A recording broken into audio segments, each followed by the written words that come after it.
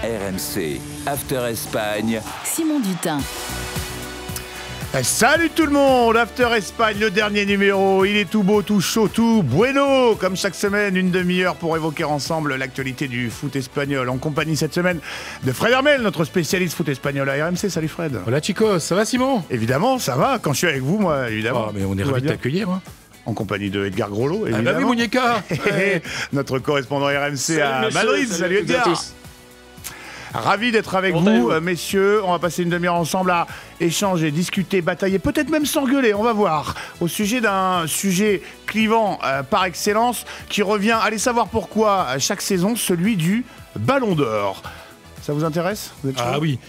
Et puis, tu sais, quand on s'intéresse à l'Espagne, on s'intéresse au Ballon d'Or. Il n'y a pas un pays au monde qui se passionne plus que l'Espagne pour le Ballon d'Or. Eh ben, tu vois, tu devances l'une des questions que je compte vous poser. On a l'impression, c'est un métier, évidemment, mon cher Fred. On a l'impression, en effet, qu'en Espagne, on est un petit peu obsédé par cette course au Ballon d'Or, dont le sujet s'est évidemment invité une nouvelle fois cette semaine, messieurs, suite aux prestations des clubs espagnols en Ligue des Champions, et notamment suite à la qualification du Barça, 3-1 face à Benfica. Match au cours duquel, Edgar, un certain ailier brésilien, a une nouvelle fois brillé.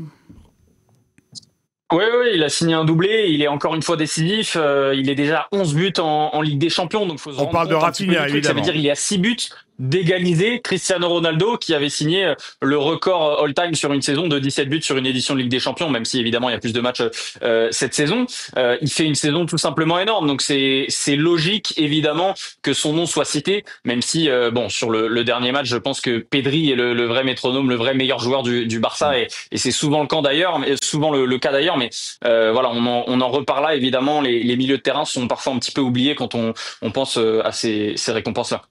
Qui dit Ballon d'Or dit évidemment statistique, évidemment on tombe pas de l'échelle. Il s'est goinfré face à Benfica parce qu'il y a un doublé cette semaine, il avait marqué lors du match aller, il en avait mis 2 en phase de qualification, il a été une nouvelle fois étincelant, Fred. Oui, c'est un joueur qui est totalement libéré, on sent bien dans cette équipe, on le sent bien dans le système d'Hansi Flick, on le sent poussé par des statistiques, parce que ça compte aussi pour beaucoup de joueurs. Il est en train d'apparaître comme l'un des tout meilleurs joueurs de cette Ligue des Champions nouvelle formule. Hein. Donc, oui, il y a le vent en poupe. Voilà, il y a une certaine, j'aime pas dire le mot, la hype. Je veux dire la mode, hein, mais pour les gens qui ne savent pas ce que c'est que dire la mode, voilà, la hype. Il y a une mode autour de Rafinha, franchement, à laquelle peu de gens s'attendait cet été. Hein. Difficile en effet d'imaginer qu'il allait atteindre ces altitudes-là, ce rythme-là. Ça fait 11 buts pour lui cette saison en Ligue des Champions. On rajoute 5 passes décisives. Jamais un joueur brésilien n'a marqué autant de buts sur une édition de Ligue des Champions, même si tu l'as souligné, la formule a changé cette saison. Oui, alors il participe à cela, mais il bénéficie aussi d'un style ultra offensif d'une équipe qui marque beaucoup de buts.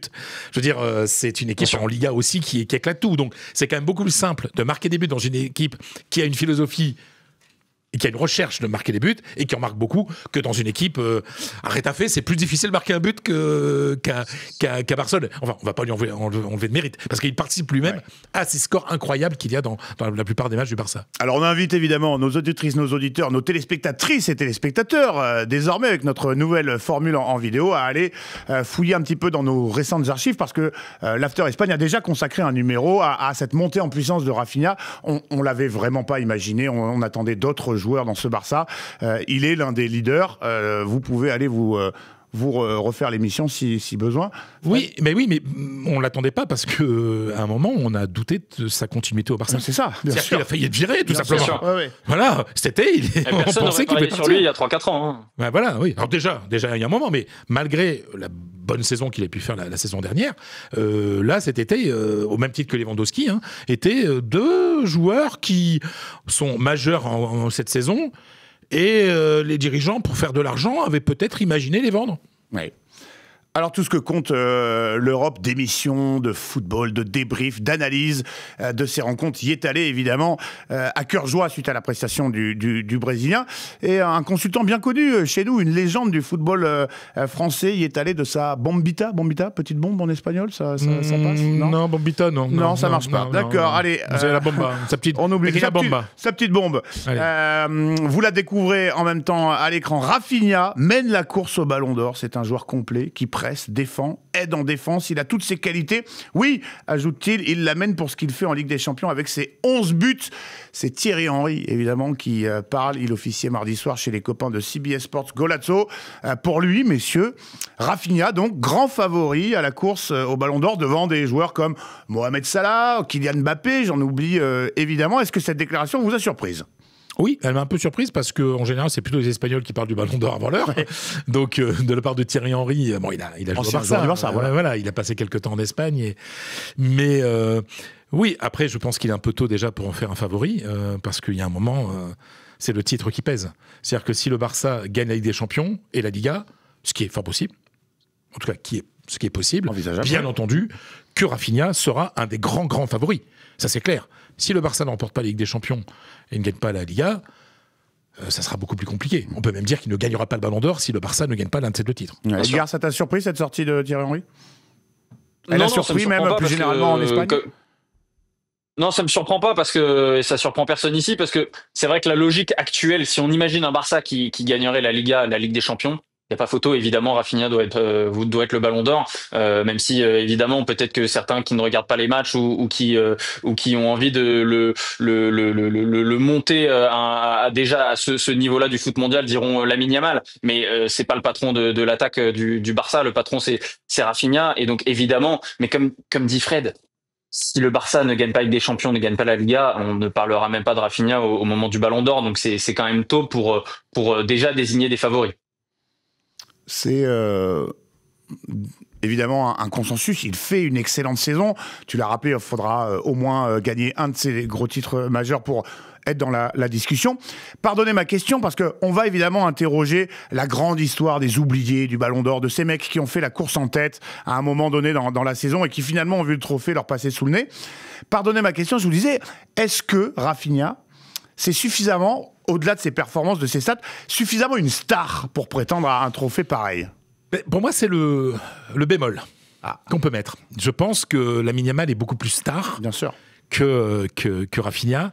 Et ayant vécu le fameux Ballon d'Or, Messi, quand vous savez, il y avait trois finalistes qui étaient Messi, qui étaient Xavi, Hernandez et Iniesta. À l'époque, le Barça avait fait campagne pour Messi. J'ai quand même le sentiment que, et je sais qu'une campagne d'un club, ça peut peser sur les votes. Je pense que s'il y a victoire du Barça en Ligue des Champions, par exemple, donc qui place le club comme le club qui va produire, qui va quasiment désigner le Ballon d'Or, je pense qu'il y aurait plutôt une campagne en faveur de Lamine Yamal, voire de Pedri, avant Rafinha. C'est mon sentiment.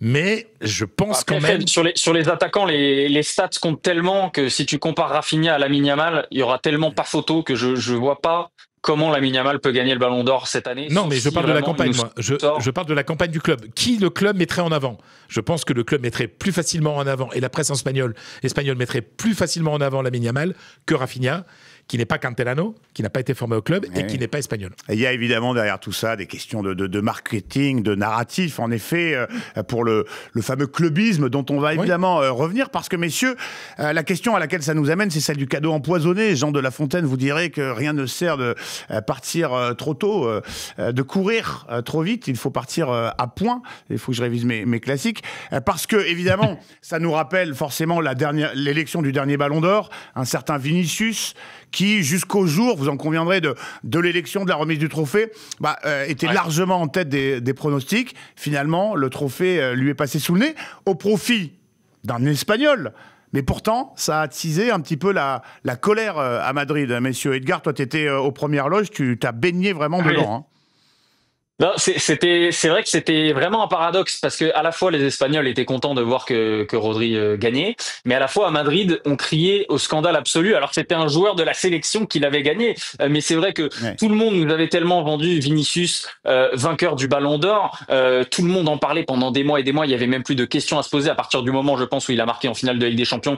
Plus personne ne se posait la question. Que ça a été un choc énorme et ça a été vécu comme un vol par beaucoup. Alors on se demandait si Rafinha était assez une star. On se demandait aussi si Rodri était assez une star pour gagner le Ballon d'Or. Visiblement, il l'a été. Et c'est vrai qu'on en parle toujours toutes les semaines aujourd'hui de ce ballon d'or là qui n'est pas venu à Vinicius. Et je vous ai ramené un petit cadeau, le ballon des playas, le ballon de la plage. Dans tous les stades en Espagne, les supporters lancent des ballons de plage, ils en ramènent en disant Vinicius ballon des playas plutôt que ballon de oro. Et celui-là il vient du Metropolitano de cette semaine. Et on sait évidemment les supporters de l'Atlético sont particulièrement friands de ce genre de chambrage.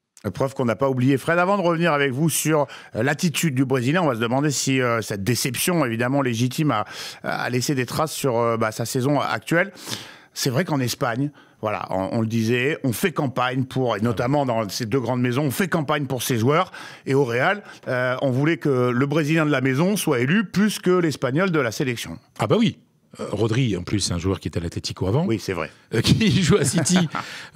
Sous la férule d'un certain Pep Guardiola. Tiens, oui. Bah, voilà, enfin, je veux dire, on n'est pas dans le madridisme là. Voilà, donc non, c'est normal. C'est normal que le club, le Real, ait fait campagne pour Vinicius. Ça, c'est tout à fait logique. C'est quand même très étonnant et l'ami Edgar l'a évoqué, c'est que des supporters espagnols soient déçus qu'un Brésilien n'ait pas gagné alors que c'est un Espagnol qui a gagné. Bien sûr. Enfin, mais ça veut tout dire. Ça veut tout dire. Ça dit qu'en Espagne, on est d'abord du Real, ou du Barça ou de l'Atlético de son club, avant d'être de la sélection. Ouais. Quoi qu'on en dise. Même si en Argentine, ça montre vraiment l'importance de la communication sur ce prix, parce que sincèrement, je pense que si le Real Madrid avait fait campagne pour Jude Bellingham, il aurait pu aussi remporter le Ballon d'Or parce qu'il fait une saison exceptionnelle. Il est décisif dans les grands moments, dans les classicos. Il est énorme avec l'Angleterre. Il les sauve de la panade pendant l'Euro. Il les amène jusqu'en finale. Il aurait pu être un vrai candidat et on n'a eu aucune campagne de Ballon d'Or de la part du Real Madrid en faveur de Jude Bellingham. Il a fallu faire un choix entre Carvajal, lui et Vinicius. Ils ont choisi Vinicius. Et dans ces cas-là, messieurs, lorsqu'on est le Real Madrid, on n'hésite pas à afficher son mécontentement, sa colère, un petit peu. Oui, parce que le Real Madrid ne s'est pas rendu. Voilà. Après, moi qui ai vécu le Ballon d'Or de l'intérieur quand j'ai aussi travaillé pour France Football, organisateur du Ballon d'Or, c'est vrai que le Real aurait aimé être prévenu avant que c'était pas lui. Voilà. C'est vrai que je comprends l'organisation du Ballon d'Or qui voulait absolument conserver le secret, parce qu'on sait que c'est très compliqué, et je l'ai vécu, c'est très, très dur de conserver le secret. Simplement, le Real ne voulait pas avoir l'air d'un con, tout simplement, en disant on y va, on est content, et là, Rodri, et avoir la déception.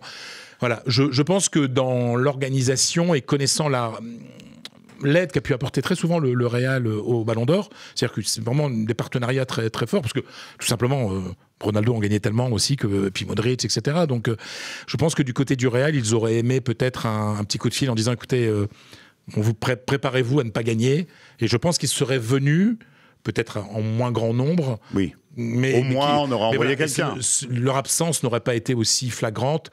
C'est une absence qui a fait du mal au Ballon d'Or, mais qui a fait du mal au Real aussi. Donc c'était du perdant-perdant. C'est ce que j'allais dire, parce que cette attitude ne ressemble pas à la classe qu'on attribue.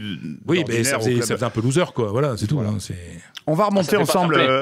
Mauvais perdant, plutôt. Voilà, un petit peu. On va remonter ensemble avec vous, messieurs, la grande liste non exhaustive, évidemment, des oubliés espagnols, entre guillemets, de la Liga, à l'élection du Ballon d'Or. Avant ça, juste cette question.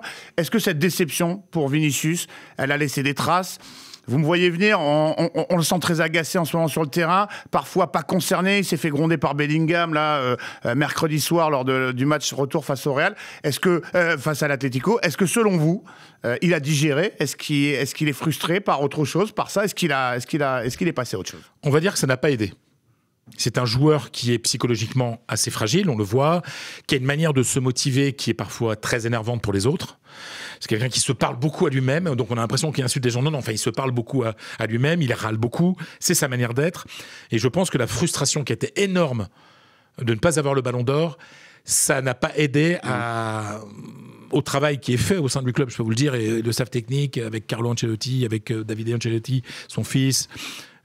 Voilà, tout le travail qui est humain, qui est fait autour de lui, ça n'a pas aidé. Ça, c'est clair. Je ne pense pas que ça n'a pas changé le caractère en négatif de Vinicius, mais ça n'a pas aidé à l'amélioration qu'au sein du club, on essaie d'apporter. Edgar, l'essentiel pour le Real, c'était la qualification, mais qu'est-ce qu'on dit après l'élection, il a clairement accusé le coup un petit peu, et ça a pris du temps quand même pour retrouver le Vinicius qu'on connaît dans les bons et les mauvais côtés, hein, mais on commence à le revoir un petit peu, même si c'était compliqué pour lui au Metropolitano. On a senti quand même qu'il était touché par ça.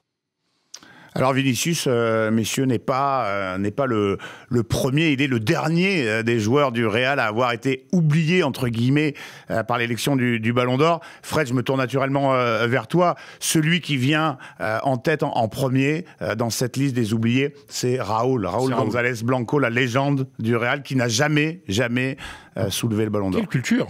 Tu savais que son deuxième nom de famille, c'était Blanco. Ouais, écoute, les gens ne savent pas.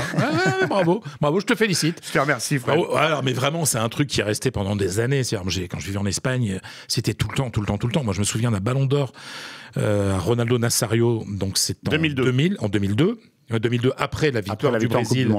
En Coupe du Monde, où Ronaldo Nazario, le plus grand attaquant de tous les temps, ça c'était, pour moi, il n'y a pas meilleur numéro 9 dans l'histoire du football.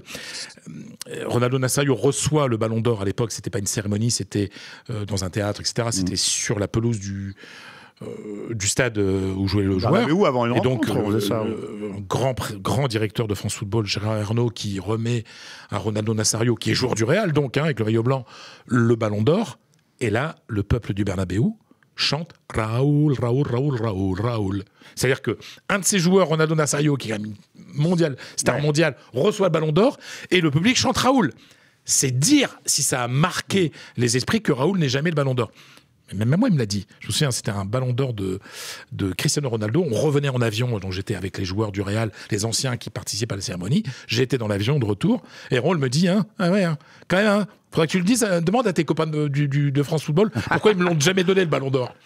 Il l'a encore en travers de la gorge et on peut le comprendre. D'autant que on peut comparer les tempéraments de toutes ces grandes stars du foot, mais lui, c'était quand même, il incarnait la classe, l'humilité. C'était pas un mec qu'on entendait parler plus fort que les autres. Non, qui se mettait plus en avant que les autres. Mais il n'a pas eu de chance en fait parce qu'il n'est pas tombé dans la bonne époque de la sélection espagnole. Mais oui, c'est ça le problème, c'était trop tard pour lui quand la grande sélection espagnole qui a gagné 2008, 2010, 2012, les 2 euros et le mondial. Raúl a loupé. Il s'était arrêté un peu avant. On l'avait arrêté. Raúl a loupé le train. Et les années où le Real a gagné Ligue des Champions, il y avait toujours quelque chose en face. 3 fois vainqueur de la Ligue des Champions et il fait 2e du Ballon d'Or en 2001, une année où Michael Owen fait un quintuplé avec Liverpool. Et 2002, quand gagne Ronaldo, le Real gagne la Ligue des Champions avec Zidane, mais il y a la Coupe du Monde en face. Et c'est le Brésil qui gagne.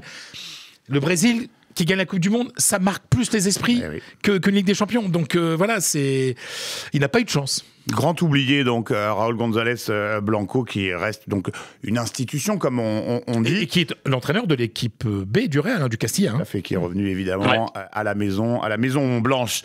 Messieurs, dans cette liste des grands oubliés, il y en a 2 dans la boutique d'en face, si je puis m'exprimer ainsi. Xavi, Iniesta, qu'on est obligé de regrouper. Souvent placé, jamais gagnant. Xavi, 3 fois 3e. Edgar, en 2009, 2010 et 2011. Oui, ça fait partie du style de joueur. On a envie de se dire, il mérite un Ballon d'Or pour sa carrière. Mais en fait, quand tu regardes les années, tu vois ce qu'il y avait en face et tu te dis quelle année on est censé lui donner à Xavi, tu vois. Tu te demandes quand il aurait pu l'avoir. C'est pas trop le cas d'Iniesta, où Iniesta, tu vois clairement l'année où il aurait pu l'avoir. Il aurait peut-être dû l'avoir en 2010 parce qu'il marque le but en finale de Coupe du Monde, en prolongation, pour faire gagner à l'Espagne sa première Coupe du Monde. Pour moi, c'est le genre de moment qui marque tellement. Et quand tu vois par exemple un Lionel Messi qui a pu gagner le Ballon d'Or quasi uniquement la dernière fois parce qu'il avait gagné la Coupe du Monde, forcément pour les Espagnols, pour les fans d'Iniesta, pour les fans du Barça, même si évidemment c'est un joueur du Barça qui a gagné, mais pour les fans d'Iniesta, ça laisse une frustration et je pense que c'est le problème parfois du Ballon d'Or, c'est qu'on a l'impression que d'une année à une autre, les standards pour gagner, c'est pas toujours la même chose et Iniesta, en 2010, il a clairement raté sa chance et ça laisse forcément aussi un palmarès différent. Ça fait que dans 10, dans 20 ans, dans 30 ans, quand on en parlera à nos enfants, ils se diront mais pourquoi il a pas gagné le Ballon d'Or? Et d'avoir un Ballon d'Or sur son palmarès, ça change quand même la dimension d'un joueur. C'est comme Raúl. Raúl, s'il avait eu un Ballon d'Or, on en parlerait beaucoup plus, même en France aujourd'hui. Mais vu qu'il n'a pas eu de Ballon d'Or, et ceux qui ne l'ont pas vu jouer le voient comme un joueur un petit peu en dessous d'autres joueurs qui étaient peut-être au même niveau, mais qui, eux, ont gagné un Ballon d'Or. Fred, Xavi, Iniesta, lequel des deux l'aurait mérité le plus? Mais Iniesta. Ah oui. Mais c'est une honte absolue dans l'histoire du football qu'Iniesta n'ait pas eu le Ballon d'Or en 2010. Voilà, c'est tout. Unique buteur en finale de Coupe du Monde 2010 face aux Pays-Bas. Le jeu, tout. Mais le Barça fait campagne pour Messi. Ah oui, c'est ça, parce qu'on rappelle qu'en 2010, il y a un Wesley Schneider qui peut y prétendre également, qui fait tripler avec l'Inter, finaliste de la Coupe du Monde. Coupe d'Italie, Calcio. Ouais. Non, mais qu'Iniesta, que ce joueur qui est l'essence même, l'incarnation du beau jeu, termine sa carrière, il vient de la terminer il y a quelques mois, sans ballon d'or, c'est quelque chose c'est pour moi une tâche indélébile. Voilà. Don Andrés Iniesta, comme on dit, voilà, qu'il n'ait pas eu en 2010. Le Barça avait même obligé Xavi et Iniesta à dire celui qui le mérite, c'est Messi. C'est quelque chose qui et comme il est bien gentil, il sait pas remettre avec le fair play qu'on leur a toujours reconnu tout au long de leur carrière, ils se sont un petit peu aplatis devant le patron. Voilà, et puis tout, le but, même l'hommage à Dani Jarque qu'on voit en image, qui est son ami, qui jouait l'espagnol, qui était décédé quelques mois avant. Et voilà, tout était écrit pour qu'il soit le Ballon d'Or. Et ça restera un vide absolu. Voilà, je suis désolé de le dire. Ça m'énerve. Tiens, tu m'en parles, ça m'énerve. Je voulais pas t'énerver. Mais peut-être que le dernier de mes grands oubliés que je veux vous soumettre va vous agacer. Vous allez sortir la cocarde, messieurs. Parce que moi, je pense à Antoine Griezmann, figurez-vous. 3e en 2016, 3e en 2018. Alors en 2016, derrière Ronaldo et Messi. En 2018, derrière Modric et Ronaldo. Moi, l'année qui me pose un petit peu problème, c'est celle 2018. La France, championne du monde, 4 buts pour lui durant cette campagne, doublé en finale d'Europa League avec l'Atlético contre l'OM, vainqueur de la Supercoupe d'Espagne, Supercoupe d'Europe, pardonnez-moi, et 3e seulement derrière un Luka Modric, qui plaisait aux esthètes du football, mais qui avait accompli peut-être moins de choses. Est-ce que vous considérez que Griezmann s'est fait un petit peu voler? Non, je te vois. Je sais pas, parce que Modric, c'est quand même assez exceptionnel ce qu'il fait. Faut voir, c'est la Croatie, c'est un tout petit pays. Ah, bien sûr. Non, mais emmener la Croatie en finale d'une Coupe du Monde. Waouh! J'ai eu l'impression qu'il y avait un petit effet de loupe, qu'on avait un petit peu exagéré, les performances d'un Luka Modric. Le maillot blanc est plus brillant que le maillot des Colchoneros, des Matelassiers. Mais c'est tout con, mais ça aide. Et la puissance médiatique du Real, qui a quand même sa chaîne sur la TNT, en 24 heures, et qui à une époque avait même une chaîne en anglais qui diffusait dans le monde entier par des satellites. Je veux dire, Antoine Griezmann a peut-être pâti du fait d'être dans un club moins puissant au monde que Luka Modric. C'est ton avis également, Edgar? Et Simon, la réponse à ta question, elle est toute simple et elle se tient dans un mot que tu as évoqué, Europa League. Tu peux pas gagner le Ballon d'Or si tu disputes l'Europa League, c'est pas possible. Il fait une saison exceptionnelle. Pour moi, la saison, il peut remporter le Ballon d'Or, mais c'est logique qu'il ne le remporte pas. C'est 2016, parce que 2016, il est encore à un autre niveau en 2018, mais il perd 2 finales. Il perd l'Euro, il perd la Ligue des Champions. S'il avait gagné les deux, il aurait évidemment été Ballon d'Or. C'est Ronaldo qui a gagné les deux, donc c'est évident que c'est Ronaldo qui gagne.